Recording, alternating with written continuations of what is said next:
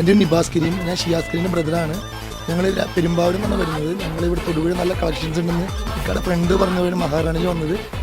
ഇവിടെ നല്ല കളക്ഷൻസ് ഉണ്ട്. ഫാമിലി എല്ലാം ഭയങ്കര ഹാപ്പിയാണ്. നിങ്ങൾ വരിക, പർച്ചേസ് ചെയ്യാം.